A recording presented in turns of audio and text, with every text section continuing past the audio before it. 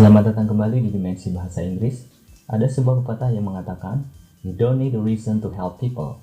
Yang artinya adalah, kita tidak perlu sebuah alasan untuk menolong orang lain. Jadi, jika kita melihat teman, saudara, atau siapapun memerlukan bantuan, sudah seharusnya kita menunjukkan jiwa sosial kita dengan memberikan sebuah bantuan. Tapi, sebelum kita memberikan sebuah bantuan, kita harus memastikan dulu bahwa orang tersebut memang membutuhkan bantuan. Kita bisa menanyakan atau langsung menawarkan sebuah bantuan. Di video kita kali ini, kita akan belajar berbagai macam ungkapan yang digunakan untuk menawarkan sebuah bantuan. Baiklah teman-teman, silakan simak pembahasan materi tentang offering help berikut. Kita akan membahas materi tentang offering help. Materi ini berisi tentang berbagai macam ungkapan yang digunakan untuk menawarkan bantuan.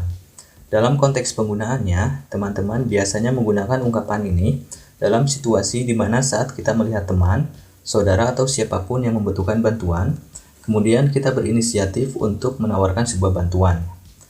Materi ini relatif simpel karena teman-teman hanya perlu mengingat berbagai macam ungkapan yang diberikan.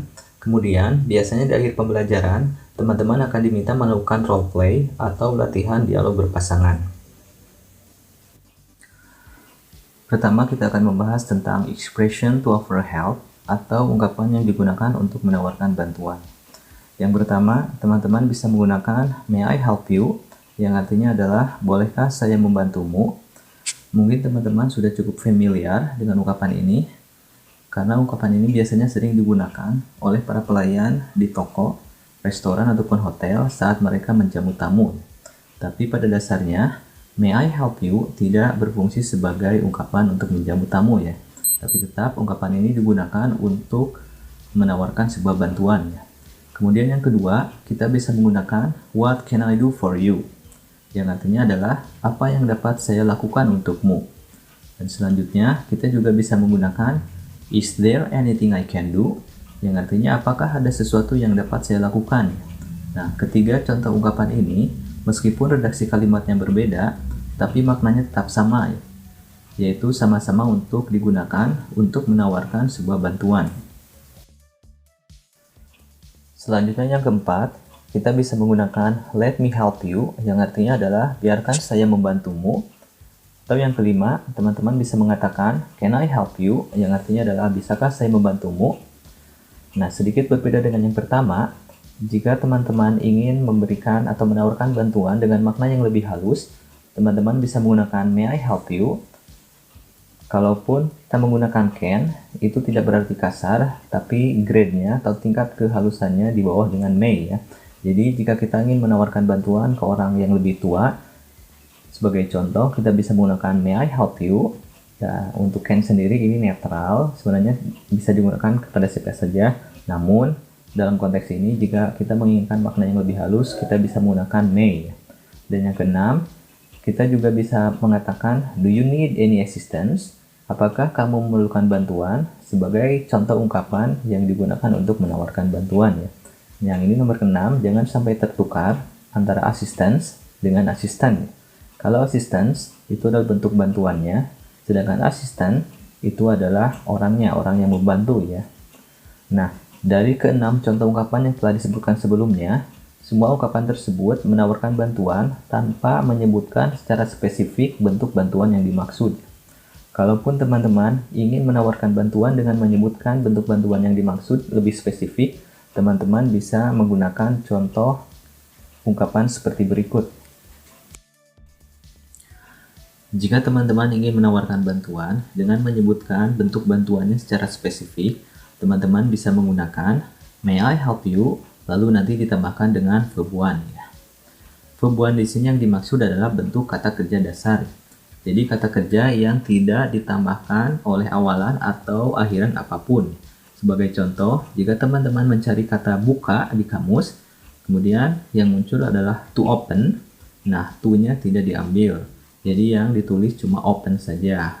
Teman-teman juga tidak diperbolehkan menulis dengan opens ditambah akhiran s, opened ditambah akhiran ed, ataupun opening ditambah akhiran ing. Jadi yang betul cuma open saja. Itu yang dimaksud dengan kata kerja bentuk pertama atau verb one ya. Kembali ke ungkapannya, "May I help you too?" artinya adalah bolehkah saya membantumu untuk, lalu nanti ditambahkan kata kerja ya. Kata kerja ini sebagai bentuk bantuannya. Contohnya seperti ini. May I help you to set the plates? Yang artinya adalah bolehkah saya membantumu untuk menyiapkan piring-piringnya? Nah, di sini bentuk bantuannya adalah menyiapkan piring ya. Kata kerjanya adalah set, kemudian the plates di sini atau piring-piringnya hanya sebagai pelengkap kalimat saja.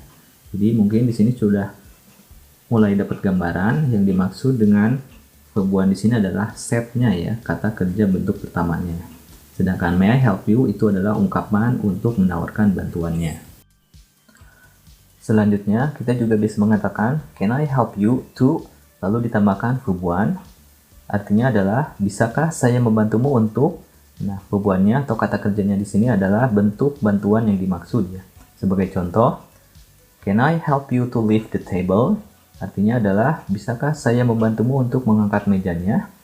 Can I help you to di sini adalah bentuk ungkapan menawarkan bantuannya. Sedangkan kata kerjanya adalah lift dan the table ini adalah sebagai pelengkap kalimatnya saja.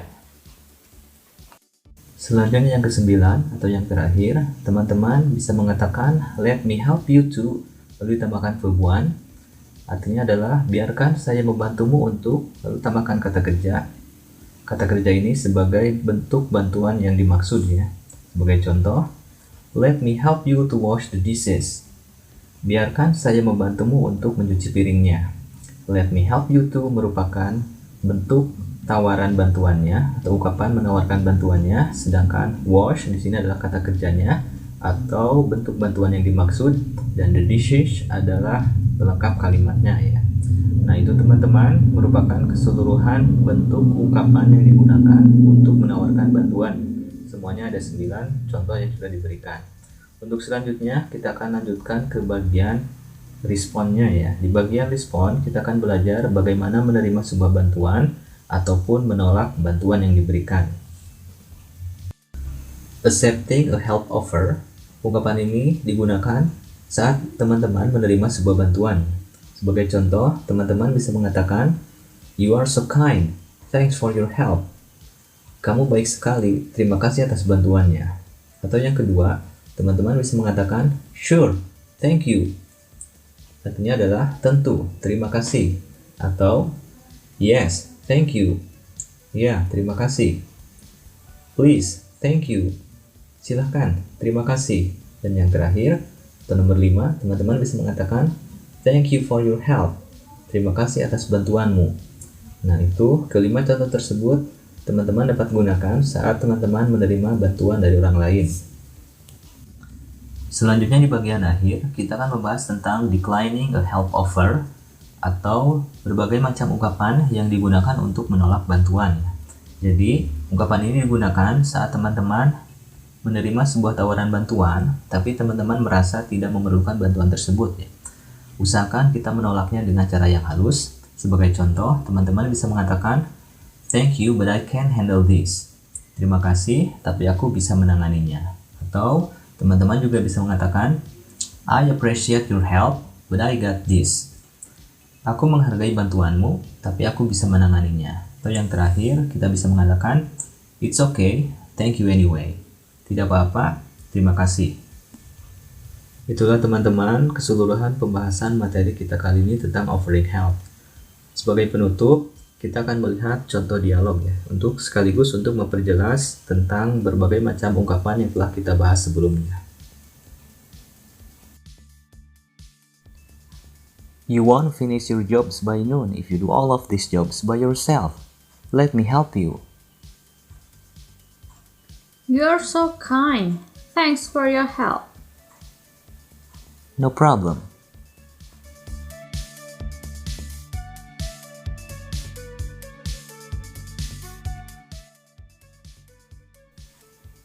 You seem so busy with those new books. What are you doing with those books? I'm labeling it. May I help you? Thank you, but I can handle this.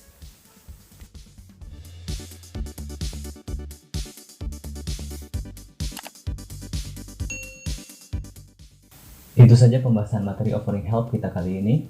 Jika teman-teman suka video ini, silahkan like, komen, dan share ke teman-teman yang lain supaya memberikan manfaat yang lebih luas. Atau, jika teman-teman memerlukan file PowerPoint berisi materi offering help ini, silahkan download pada link di deskripsi. Dan jangan lupa di subscribe. Akhir kata, salam dimensi bahasa Inggris, tetap semangat menebar manfaat.